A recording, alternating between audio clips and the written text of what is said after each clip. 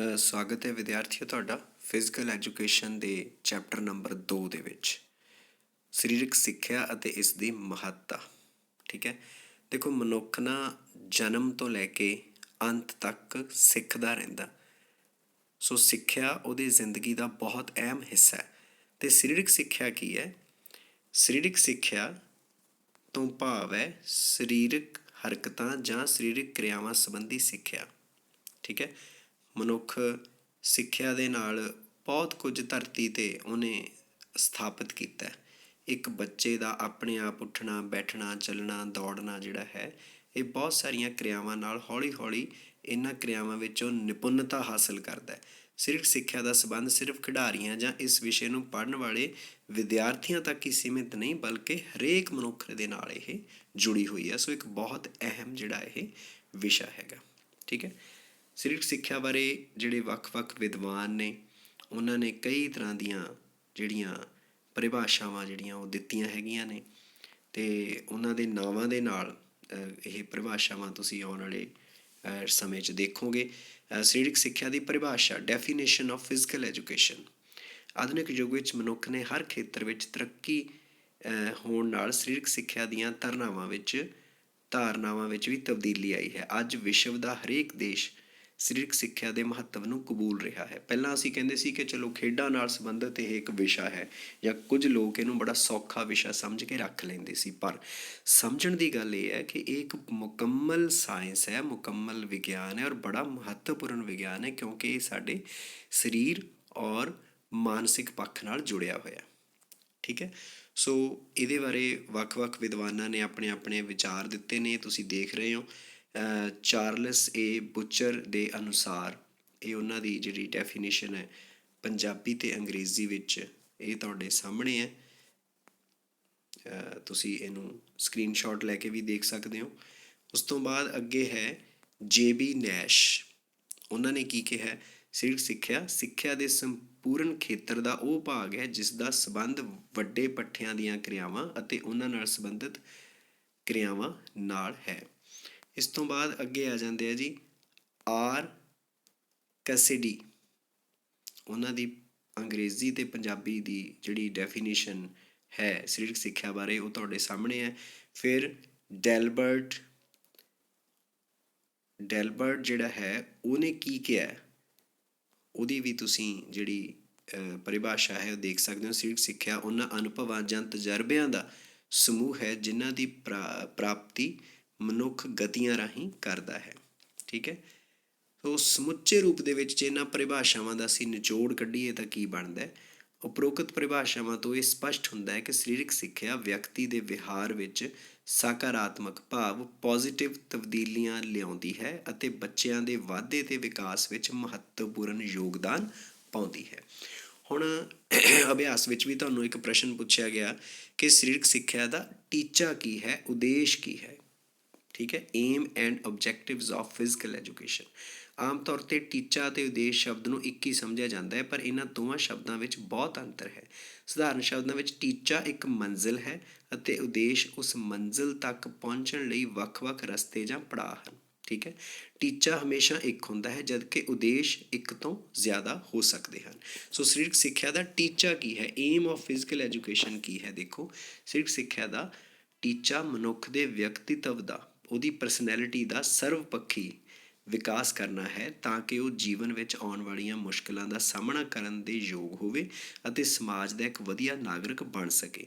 ਭਾਰਤੀ ਸਰੀਰਕ ਸਿੱਖਿਆ ਅਤੇ ਮਨੋਰੰਜਨ ਦੇ ਕੇਂਦਰੀ ਸਲਾਹਕਾਰ ਬੋਰਡ ਅਨੁਸਾਰ ਸਰੀਰਕ ਸਿੱਖਿਆ ਦਾ ਟੀਚਾ ਹਰੇਕ ਬੱਚੇ ਨੂੰ ਸਰੀਰਕ, ਮਾਨਸਿਕ ਅਤੇ ਭਾਵਨਾਤਮਕ ਤੌਰ 'ਤੇ ਤੰਦਰੁਸਤ ਬਣਾਉਣਾ ਹੈ ਅਤੇ ਉਸ ਵਿੱਚ ਵਿਅਕਤੀਗਤ ਹੋ ਗਿਆ ਇੰਡੀਵਿਜੂਅਲ ਅਤੇ ਸਮਾਜਿਕ ਗੁਣ ਪੈਦਾ ਕਰਨਾ ਹੈ ਤਾਂ ਕਿ ਉਹ ਆਪਣੇ ਜੀਵਨ ਨੂੰ ਵਧੀਆ ਢੰਗ ਨਾਲ ਬਤੀਤ ਕਰਨ ਦੇ ਯੋਗ ਬਣ ਸਕੇ।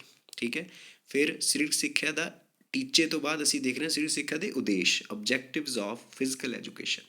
ਮਨੁੱਖ ਦੇ ਸਰਬਪੱਖੀ ਵਿਕਾਸ ਦੇ ਟੀਚੇ ਨੂੰ ਪ੍ਰਾਪਤ ਕਰਨ ਲਈ ਵੱਖ-ਵੱਖ ਪੜਾਵਾਂ ਵਿੱਚੋਂ ਲੰਘਣਾ ਪੈਂਦਾ ਹੈ। ਸਧਾਰਨ ਸ਼ਬਦਾਂ ਵਿੱਚ ਮੰਜ਼ਿਲ 'ਤੇ ਪਹੁੰਚਣ ਲਈ ਵੱਖ-ਵੱਖ ਸਾਧਨਾਂ ਜਾਂ ਰਸਤਿਆਂ ਦੀ ਵਰਤੋਂ ਕੀਤੀ ਜਾਂਦੀ ਹੈ। ਇਹਨਾਂ ਪੜਾਵਾਂ ਜਾਂ ਸਾਧਨਾਂ ਨੂੰ ਉਦੇਸ਼ ਕਿਹਾ ਜਾਂਦਾ ਹੈ। ਵੱਖ-ਵੱਖ ਵਿਦਵਾਨਾਂ ਵੱਲੋਂ ਸਰੀਰਕ ਸਿੱਖਿਆ ਦੇ ਉਦੇਸ਼ਾਂ ਬਾਰੇ ਆਪਣੇ ਵਿਚਾਰ ਪ੍ਰਗਟ ਕੀਤੇ ਗਏ ਹਨ। ਸਾਰੇ ਵਿਦਵਾਨਾਂ ਦੁਆਰਾ ਦਰਸਾਏ ਗਏ ਉਦੇਸ਼ਾਂ ਦੇ ਅਧਿਐਨ ਤੋਂ ਬਾਅਦ ਸਰੀਰਕ ਸਿੱਖਿਆ ਦੇ ਉਦੇਸ਼ਾਂ ਨੂੰ ਹੇਠ ਲਿਖੇ 5 ਸਿਰਲੇਖਾਂ ਅਧੀਨ ਗਠਿਤ ਕੀਤਾ ਜਾ ਸਕਦਾ ਹੈ। ਆਹ 5 ਇਹਦੇ ਜਿਹੜੇ ਉਦੇਸ਼ ਹੈਗੇ ਆ ਮੁੱਖ ਤੌਰ 'ਤੇ ਸਾਹਮਣੇ ਆਉਂਦੇ ਆ। ਪਹਿਲੀ ਗੱਲ ਹੈ ਸਰੀਰਕ ਵਿਕਾਸ। ਸਰੀਰਕ ਸਿੱਖਿਆ ਸਰੀਰਕ ਵਿਕਾਸ ਦੇ ਨਾਲ ਜੁੜੀ ਹੋਈ ਹੈ। ਇਸ ਉਦੇਸ਼ ਦਾ ਮੰਤਵ ਵਿਅਕਤੀ ਨੂੰ ਸਰੀਰਕ ਪੱਖੋਂ ਤੰਦਰੁਸਤ ਅਤੇ ਮਜ਼ਬੂਤ ਬਣਾਉਣਾ ਹੈਗਾ। ਦੂਜਾ ਹੈ ਮਾਨਸਿਕ ਵਿਕਾਸ। ਜਿਵੇਂ ਸਿੱਖਿਆ ਵਿਅਕਤੀ ਦੇ ਮਾਨਸਿਕ ਪੱਧਰ ਵਿੱਚ ਵਾਧਾ ਕਰਦੇ, ਉਸੇ ਪ੍ਰਕਾਰ ਸਰੀਰਕ ਸਿੱਖਿਆ ਵੀ ਖਿਡਾਰੀ ਅਤੇ ਉਸ ਨਾਲ ਜੁੜੇ ਹੋਰ ਵਿਅਕਤੀਆਂ ਦੇ ਮਾਨਸਿਕ ਵਿਕਾਸ ਵਿੱਚ ਸਹਾਈ ਹੁੰਦੀ ਹੈ। ਖੇਡਾਂ ਦੇ ਖੇਤਰ ਵਿੱਚ ਤਰੱਕੀ ਕਰਨ ਲਈ ਕੇਵਲ ਸਰੀਰਕ ਯੋਗਤਾ ਦੀ ਹੀ ਲੋੜ ਨਹੀਂ, ਬਲਕਿ ਖਿਡਾਰੀ ਦਾ ਮਾਨਸਿਕ ਤੌਰ 'ਤੇ ਬੁੱਧੀਮਾਨ ਹੋਣਾ ਵੀ ਜ਼ਰੂਰੀ ਹੈ। ਸੰਤੁਲਿਤ ਭੋਜਨ, ਖੇਡ ਨਿਯਮ, ਸਰੀਰਕ ਬਣਤਰ ਆਦਿ ਸੰਬੰਧੀ ਜਾਣਕਾਰੀ ਉਹੀ ਜ਼ਿਆਦਾ ਵਧੀਆ ਹਾਸਿਲ ਕਰੇਗਾ ਜਿਹੜਾ ਮਾਨਸਿਕ ਤੌਰ 'ਤੇ ਵੀ ਸਟੇਬਲ ਔਰ ਗੁੱਡ ਹੋਏਗਾ। ਫਿਰ ਹੈ ਭਾਵਨਾਤਮਕ ਵਿਕਾਸ। ਠੀਕ ਹੈ, ਕਈ ਵਾਰੀ ਅਸੀਂ ਸਰੀਰਕ ਔਰ ਮਾਨਸਿਕ ਤੌਰ 'ਤੇ ਠੀਕ ਹੁੰਦੇ ਹਾਂ ਪਰ ਇਮੋਸ਼ਨਲੀ ਠੀਕ ਨਹੀਂ ਹੁੰਦੇ, ਮਾੜੀ ਜਿਹੀ ਗੱਲ 'ਤੇ ਘਬਰਾ ਜਾਂਦੇ ਹਾਂ, ਭੜਕ ਜਾਂਦੇ ਹਾਂ। ਠੀਕ ਹੈ, ਸੋ ਜਿਹੜੀ ਸਰੀਰਕ ਸਿੱਖਿਆ ਹੈ ਇਹ ਸਾਡਾ ਭਾਵਨਾਤਮਕ ਵਿਕਾਸ ਸਹੀ ਹੋਵੇ ਇਸ ਪਾਸੇ ਵੀ ਟਾਰਗੇਟ ਕਰਦੀ ਹੈ। ਭਾਵਨਾਵਾਂ 'ਤੇ ਕਾਬੂ ਪਾ ਸਕੀਏ, ਜਿੱਥੇ ਜੋਸ਼ ਦੀ ਲੋੜ ਹੈ ਉੱਥੇ ਜੋਸ਼ ਵਰਤੀਏ ਅਤੇ ਜਿੱਥੇ ਹੋਸ਼ ਦੀ ਲੋੜ ਹੈ ਉੱਥੇ ਹੋਸ਼ ਨੂੰ ਵਰਤੀਏ। ਅੱਗੇ ਆ ਜਾਂਦਾ ਜੀ ਸਮਾਜਿਕ ਵਿਕਾਸ। ਖੇਡਾਂ ਵਿੱਚ ਟੀਮ ਦੀ ਸਫਲਤਾ ਸਾਰੇ ਖਿਡਾਰੀਆਂ ਦੇ ਆਪਸੀ ਸਹਿਯੋਗ ਉੱਪਰ ਨਿਰਭਰ ਕਰਦੀ ਹੈ। ਖੇਡਾਂ ਰਾਹੀਂ ਖਿਡਾਰੀ ਨਿਯਮਾਂ ਦੀ ਪਾਲਣਾ ਕਰਨਾ, ਅਨੁਸ਼ਾਸਨ ਵਿੱਚ ਰਹਿਣਾ, ਸਹਿਯੋਗ ਕਰਨਾ ਸਿੱਖਦੇ ਹਨ। ਸੋ ਇਹ ਜਿਹੜਾ ਸਮਾਜਿਕ ਵਿਕਾਸ ਹੈ ਉਹ ਵੀ ਇਹਦਾ ਇੱਕ ਮੁੱਖ ਪੱਖ ਬਣਦਾ। ਅੱਗੇ ਹੈ ਜੀ ਨਾੜੀ ਮਾਸਪੇਸ਼ੀ ਦੇ ਵਿਕਾਸ। ਇਹਨੂੰ ਅਸੀਂ ਕੀ ਕਹਿ ਸਕਦੇ ਹਾਂ? ਨਾੜੀ ਮਾਸਪੇਸ਼ੀ ਦੇ ਵਿਕਾਸ। ਨਾੜੀ ਮਾਸਪੇਸ਼ੀਆਂ ਦੇ ਵਿਕਾਸ ਤੋਂ ਭਾਵ ਹੈ ਦਿਮਾਗ ਅਤੇ ਮਾਸਪੇਸ਼ੀਆਂ ਭਾਵ ਮਸਲ ਜਿਹੜੇ ਆ ਸਾਡੇ ਦਾ ਆਪਸੀ ਤਾਲਮੇਲ। ਸਰੀਰਕ ਸਿੱਖਿਆ ਸਿਖਲਾਈ ਰਾਹੀਂ ਜਾਂ ਸਰੀਰਕ ਟ੍ਰੇਨਿੰਗ ਰਾਹੀਂ ਸਿਖਲਾਈ ਰਾਹੀਂ ਇਸ ਯੋਗਤਾ ਦਾ ਵਿਕਾਸ ਹੁੰਦਾ ਹੈ ਅਤੇ ਖਿਡਾਰੀ ਘੱਟ ਊਰਜਾ ਦੀ ਖਪਤ ਨਾਲ ਬਿਨਾਂ ਥੱਕੇ ਆਪਣੇ ਕੰਮ ਨੂੰ ਪੂਰਾ ਕਰ ਲੈਂਦਾ ਹੈ। ਸਰੀਰਕ ਕਿਰਿਆਵਾਂ ਕਰਨ ਨਾਲ ਖਿਡਾਰੀ ਦਾ ਪ੍ਰਤੀਕਿਰਿਆ ਕਰਨ ਦਾ ਸਮਾਂ ਰਿਐਕਸ਼ਨ ਟਾਈਮ ਘੱਟਦਾ ਹੈ, ਜਿਸ ਨਾਲ ਉਹ ਕੰਮ ਨੂੰ ਛੇਤੀ ਕਰ ਲੈਂਦਾ ਹੈ। ਠੀਕ ਹੈ, ਰਿਐਕਸ਼ਨ ਟਾਈਮ ਕੀ ਹੈ? ਮੰਨ ਲਓ ਅਸੀਂ ਦੌੜ ਲਾਉਣੀ ਹੈ ਅਤੇ ਅਸੀਂ ਕੋਈ ਖੜਕਾ ਕਰਦੇ ਹਾਂ ਅਤੇ ਖੜਕਾ ਸੁਣ ਕੇ ਅਸੀਂ ਭੱਜਣਾ ਹੁੰਦਾ ਵੀ ਸਾਡਾ ਜਿਹੜਾ ਕੋਚ ਜਾਂ ਸਾਡਾ ਜਿਹੜਾ ਅੰਪਾਇਰ ਜਾਂ ਰੈਫਰੀ ਹੈ ਉਹ ਖੜਕਾ ਕਰਦਾ ਤਾਂ ਉਹ ਤੋਂ ਸੁਣ ਕੇ ਅਸੀਂ ਭੱਜਣਾ ਹੁੰਦਾ। ਜਿਹੜਾ ਸਭ ਤੋਂ ਛੇਤੀ ਖੜਕਾ ਸੁਣ ਕੇ ਸਭ ਤੋਂ ਛੇਤੀ ਭੱਜਦਾ ਉਹਦਾ ਰਿਐਕਸ਼ਨ ਟਾਈਮ ਗੁੱਡ ਹੈ। ਠੀਕ ਹੈ, ਸੋ ਇਹ ਇਹਦਾ ਆਸਪੈਕਟ ਆ। ਜਾਂ ਸਰੀਰਕ ਸਿੱਖਿਆ ਦਾ ਖੇਤਰ ਕੀ ਹੈ, ਸਕੋਪ ਕੀ ਹੈ ਇਹਦਾ? ਜਿਵੇਂ ਕਿ ਅਸੀਂ ਪਹਿਲਾਂ ਹੀ ਪੜ੍ਹ ਚੁੱਕੇ ਹਾਂ ਕਿ ਸਮੇਂ ਦੇ ਬਦਲਣ ਨਾਲ ਦੂਸਰੇ ਵਿਸ਼ਿਆਂ ਦੀ ਤਰ੍ਹਾਂ ਸਰੀਰਕ ਸਿੱਖਿਆ ਵਿੱਚ ਵੀ ਬਹੁਤ ਸਾਰੀਆਂ ਤਬਦੀਲੀਆਂ ਆਈਆਂ। ਪੁਰਾਣੇ ਸਮੇਂ ਵਿੱਚ ਸਰੀਰਕ ਸਿੱਖਿਆ ਕੇਵਲ ਖੇਡਾਂ ਜਾਂ ਡਰਿੱਲ ਜਾਂ ਮਾਰਚਿੰਗ ਤੱਕ ਹੀ ਸੀਮਿਤ ਸੀ। ਅੱਜ ਦੇ ਯੁੱਗ ਵਿੱਚ ਸਰੀਰਕ ਸਿੱਖਿਆ ਵਿਅਕਤੀ ਦੇ ਜੀਵਨ ਦਾ ਅਹਿਮ ਹਿੱਸਾ ਬਣ ਚੁੱਕੀ ਹੈ। ਅੱਜ ਸਰੀਰਕ ਸਿੱਖਿਆ ਦਾ ਖੇਤਰ ਇੰਨਾ ਵਿਸ਼ਾਲ ਹੈ ਕਿ ਖੇਡਾਂ ਤੋਂ ਲੈ ਕੇ ਮਨੋਰੰਜਨ ਅਤੇ ਭੌਤਿਕ ਚਿਕਿਤਸਾ, ਫਿਜ਼ੀਓਥੈਰੇਪੀ ਤੱਕ ਸਰੀਰਕ ਸਿੱਖਿਆ ਦੇ ਖੇਤਰ ਵਿੱਚ ਸ਼ਾਮਲ ਹੋ ਗਏ ਹਨ। ਅੱਜ ਸਰੀਰਕ ਸਿੱਖਿਆ ਵਿਦਿਆਰਥੀਆਂ ਦੇ ਸਰੀਰਕ, ਮਾਨਸਿਕ, ਸਮਾਜਿਕ, ਭਾਵਨਾਤਮਕ ਅਤੇ ਨੈਤਿਕ ਵਿਕਾਸ ਵਿੱਚ ਯੋਗਦਾਨ ਪਾ ਰਹੀ ਹੈ। ਸਰੀਰਕ ਸਿੱਖਿਆ ਦਾ ਖੇਤਰ ਹੇਠ ਲਿਖੀਆਂ ਕਿਰਿਆਵਾਂ ਦਾ ਸੁਮੇਲ ਹੈ। ਪਹਿਲਾ ਹੈ ਜੀ ਸੋਧਕ ਕਿਰਿਆਵਾਂ, ਕਰੈਕਟਿਵ ਐਕਸਰਸਾਈਜ਼ਸ। ਸੋਧਕ ਕਸਰਤਾਂ, ਮੈਂ ਗਲਤ ਕਹਿ ਗਿਆ ਸੀ ਪਹਿਲਾਂ, ਸੋਧਕ ਕਸਰਤਾਂ। ਇਹਨਾਂ ਕਸਰਤਾਂ ਰਾਹੀਂ ਕਿਸੇ ਖਿਡਾਰੀ ਜਾਂ ਵਿਅਕਤੀ ਦੀਆਂ ਸਰੀਰਕ ਤਰੁੱਟੀਆਂ, ਕਮੀਆਂ ਨੂੰ ਦੂਰ ਕੀਤਾ ਜਾਂਦਾ ਹੈ। ਕਈ ਵਾਰ ਪੱਠਿਆਂ ਦੀ ਕਮਜ਼ੋਰੀ, ਪੱਠੇ ਮਤਲਬ ਮਸਲਸ, ਹੱਡੀਆਂ ਦੀ ਬਨਾਵਟ ਜਾਂ ਸੱਟ ਲੱਗਣ ਕਾਰਨ ਸਰੀਰਕ ਵਿਕਾਰ ਜਾਂ ਤਰੁੱਟੀ ਪੈਦਾ ਹੋ ਜਾਂਦੀ ਹੈ। ਭੌਤਿਕ ਚਿਕਿਤਸਾ, ਫਿਜ਼ੀਓਥੈਰੇਪੀ ਦੀ ਮਦਦ ਨਾਲ ਹਲਕੀਆਂ ਕਸਰਤਾਂ ਰਾਹੀਂ ਇਹਨਾਂ ਤਰੁੱਟੀਆਂ ਦਾ ਇਲਾਜ ਕੀਤਾ ਜਾਂਦਾ ਹੈ। ਸੋ ਪਹਿਲਾ ਸੋਧਕ ਕਸਰਤਾਂ, ਸੋਧ ਕਰਨ ਵਾਲੀਆਂ ਕਸਰਤਾਂ, ਕਰੈਕਟਿਵ ਐਕਸਰਸਾਈਜ਼ਸ। ਦੂਜਾ ਹੈ ਸਵੈ ਰੱਖਿਆ ਕਸਰਤਾਂ। ਸਵੈ ਰੱਖਿਆ ਕਸਰਤਾਂ ਕੀ ਨੇ ਜੀ? ਇਸ ਵਿੱਚ ਉਹ ਸਾਰੀਆਂ ਕਿਰਿਆਵਾਂ ਸ਼ਾਮਲ ਹੁੰਦੀਆਂ ਜਿਨ੍ਹਾਂ ਦੀ ਸਹਾਇਤਾ ਨਾਲ ਵਿਅਕਤੀ ਸਵੈ ਰੱਖਿਆ ਕਰ ਸਕਦਾ ਹੈ, ਆਪਣੀ ਰੱਖਿਆ ਕਰ ਸਕਦਾ ਹੈ। ਜਿਵੇਂ ਗੱਤਕਾ, ਮੁੱਕੇਬਾਜ਼ੀ, ਕਰਾਟੇ, ਕੁਸ਼ਤੀ, ਜੂਡੋ ਆਦਿ ਇਹ ਸਵੈ ਰੱਖਿਆ ਨਾਲ ਸੰਬੰਧਿਤ ਹੈ। ਅੱਗੇ ਹੈ ਤਾਲ ਨਾਚ। ਤਾਲ ਨਾਚ ਕੀ ਹੈ? ਸੰਗੀਤ ਜਾਂ ਇਸ ਖੇਤਰ ਵਿੱਚ ਸ਼ਾਮਿਲ ਹੁੰਦੀਆਂ ਜਿਵੇਂ ਡੰਬਲ, ਲੇਜ਼ੀਅਮ, ਰਿਦਮਿਕ, ਜਿਮਨਾਸਟਿਕ, ਲੋਕ ਨਾਚ ਕਿਰਿਆਵਾਂ ਆਦਿ। ਅੱਗੇ ਹੈ ਜੀ ਮਨੋਰੰਜਕ ਕਿਰਿਆਵਾਂ। ਮਨੋਰੰਜਨ ਕਿਰਿਆਵਾਂ ਕਿਹੜੀਆਂ ਹੈਗੀਆਂ ਨੇ? ਰੋਜ਼ਾਨਾ ਜ਼ਿੰਦਗੀ ਦੀ ਦੌੜ ਭੱਜ ਉਪਰੰਤ ਜਦੋਂ ਮਨੁੱਖ ਅੱਕ ਜਾਂਦਾ ਹੈ ਤਾਂ ਮਨੋਰੰਜਨ ਦੀ ਜ਼ਿੰਦਗੀ ਵਿੱਚ ਦੁਬਾਰਾ ਤਾਜ਼ਗੀ ਭਰਨ ਲਈ ਮਨੋਰੰਜਨ ਦੀ ਅਹਿਮੀਅਤ ਹੁੰਦੀ ਹੈ। ਮਨੋਰੰਜਨ ਲਈ ਮਨੁੱਖ ਕਈ ਪ੍ਰਕਾਰ ਦੀਆਂ ਕਿਰਿਆਵਾਂ ਕਰ ਲੈਂਦਾ, ਜਿਵੇਂ ਕੈਂਪ ਲਾਉਣਾ, ਠੀਕ ਹੈ। ਪਿਕਨਿਕ, ਪਹਾੜਾਂ ਦੀ ਸੈਰ, ਮੱਛੀ ਫੜਨਾ, ਮਨੋਰੰਜਨ ਦੀਆਂ ਇਹਨਾਂ ਸਾਰੀਆਂ ਕਿਰਿਆਵਾਂ ਦੀ ਸਰੀਰਕ ਸਿੱਖਿਆ ਦੇ ਖੇਤਰ ਵਿੱਚ ਬੜੀ ਵੱਡੀ ਸ਼ਮੂਲੀਅਤ ਹੈ। ਅੱਗੇ ਹੈ ਜੀ ਯੋਗਿਕ ਕਿਰਿਆਵਾਂ। ਯੋਗ ਭਾਰਤ ਦੀ ਇੱਕ ਪੁਰਾਤਨ ਵਿਧੀ ਹੈ ਜੋ ਅੱਜ ਪੂਰੇ ਸੰਸਾਰ ਵਿੱਚ ਪ੍ਰਚਲਿਤ ਹੋ ਰਹੀ ਹੈ। ਯੋਗ ਵਿੱਚ ਵੱਖ-ਵੱਖ ਆਸਣ, ਪ੍ਰਾਣਾਯਾਮ ਅਤੇ ਹੋਰ ਕਈ ਕਿਰਿਆਵਾਂ ਸ਼ਾਮਲ ਹੁੰਦੀਆਂ ਹਨ ਜਿਨ੍ਹਾਂ ਦੀ ਵਰਤੋਂ ਕਸਰਤ, ਧਿਆਨ ਲਗਾਉਣ ਆਦਿ ਲਈ ਕੀਤੀ ਜਾਂਦੀ ਹੈ। ਫਿਰ ਆ ਗਿਆ ਜੀ ਵਿੱਦਿਅਕ ਖੇਤਰ। ਸਰੀਰਕ ਸਿੱਖਿਆ ਵਿੱਚ ਅਸੀਂ ਵੱਖ-ਵੱਖ ਵਿਸ਼ਿਆਂ ਬਾਰੇ ਜਾਣਕਾਰੀ ਪ੍ਰਾਪਤ ਕਰਦੇ ਹਾਂ, ਜਿਵੇਂ ਕਿ ਜੀਵ ਵਿਗਿਆਨ, ਸਰੀਰਕ ਬਣਤਰ, ਮਨੋਵਿਗਿਆਨ, ਭੌਤਿਕ ਚਿਕਿਤਸਾ। ਵਿਦਿਆਰਥੀ ਭਵਿੱਖ ਵਿੱਚ ਇਹਨਾਂ ਵਿਸ਼ਿਆਂ ਨੂੰ ਆਪਣੇ ਕਿੱਤੇ ਵਜੋਂ ਵੀ ਅਪਣਾ ਸਕਦਾ ਹੈ। ਅੱਗੇ ਹੈ ਜੀ ਕਿੱਤਾ ਮੁਖੀ ਖੇਤਰ। ਸਰੀਰਕ ਸਿੱਖਿਆ ਸਿਰਫ ਇੱਕ ਖਿਡਾਰੀ ਹੀ ਨਹੀਂ ਬਣਾਉਂਦੀ, ਸਗੋਂ ਸਰੀਰਕ ਸਿੱਖਿਆ ਇੱਕ ਅਧਿਆਪਕ, ਇੱਕ ਕੋਚ, ਇੱਕ ਖੇਡ ਪੱਤਰਕਾਰ, ਕਮੈਂਟੇਟਰ ਆਦਿ ਪ੍ਰਮੁੱਖ ਕਿੱਤਿਆਂ ਨੂੰ ਅਪਣਾਉਣ ਦਾ ਮੌਕਾ ਵੀ ਸਾਨੂੰ ਦਿੰਦੀ ਹੈ। ਅੱਗੇ ਹੈ ਜੀ ਸਰੀਰਕ ਸਿੱਖਿਆ ਦਾ ਮਹੱਤਵ, ਇੰਪੋਰਟੈਂਸ ਕੀ ਹੈ ਇਹਦੀ, ਠੀਕ ਹੈ। ਸੋ ਖੇਡਾਂ ਖਿਡਾਰੀਆਂ ਵਿੱਚ ਸਹਿਯੋਗ ਅਤੇ ਮਿਲਵਰਤਨ ਦੀ ਭਾਵਨਾ ਇਹ ਪੈਦਾ ਕਰਦੀ ਹੈ। ਸੋ ਇਹਦੇ ਵੱਖ-ਵੱਖ ਜਿਹੜੇ ਪੁਆਇੰਟ ਉਹਨਾਂ ਨੂੰ ਅਸੀਂ ਦੇਖੀਏ ਕਿ ਇਹਦੀ ਇੰਪੋਰਟੈਂਸ ਕੀ ਹੈ। ਪਹਿਲੀ ਇੰਪੋਰਟੈਂਸ ਕੀ ਹੈ, ਮਹੱਤਵ ਕੀ ਹੈ? ਨੈਤਿਕ ਕਦਰਾਂ ਕੀਮਤਾਂ ਦਾ ਵਿਕਾਸ। ਸਰੀਰਕ ਸਿੱਖਿਆ ਦਾ ਪਾਠਕ੍ਰਮ ਬਹੁਤ ਵਿਸ਼ਾਲ ਹੈ। ਸਰੀਰਕ ਸਿੱਖਿਆ ਸਰੀਰਕ ਅਤੇ ਮਾਨਸਿਕ ਵਿਕਾਸ ਦੇ ਨਾਲ ਨਾਲ ਸਹਿਨਸ਼ੀਲਤਾ, ਭਾਈਚਾਰਾ, ਆਦਰ ਦੀ ਭਾਵਨਾ, ਨੈਤਿਕ ਵਿਕਾਸ ਆਦਿ ਗੁਣਾਂ ਦਾ ਵਿਕਾਸ ਕਰਦੀ ਹੈ।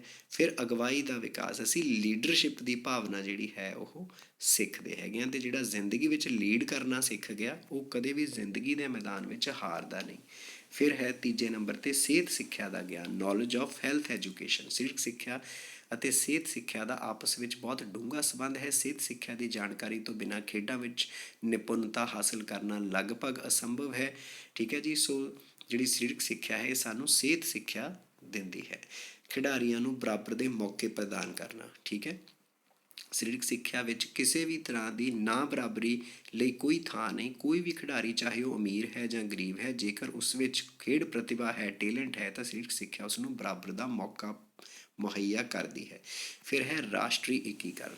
ਸਾਡਾ ਦੇਸ਼ ਬਹੁਤ ਭਾਸ਼ਾਈ ਦੇਸ਼ ਹੈ। ਵੱਖ-ਵੱਖ ਭਾਸ਼ਾਵਾਂ, ਧਰਮਾਂ, ਨਸਲਾਂ, ਜ਼ਾਤਾਂ ਦੇ ਲੋਕ ਇੱਥੇ ਰਹਿੰਦੇ ਨੇ।